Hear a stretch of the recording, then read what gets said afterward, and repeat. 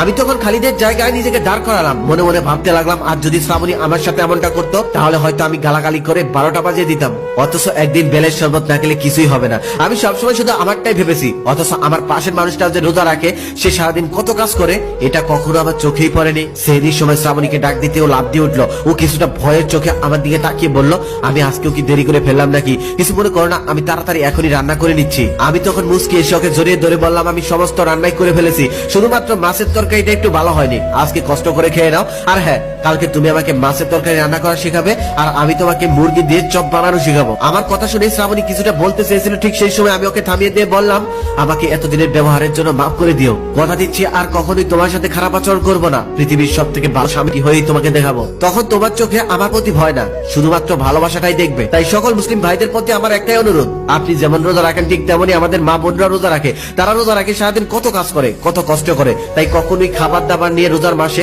তাদের সাথে খারাপ আচরণ করবেন না, পারলে সাহায্য করুন।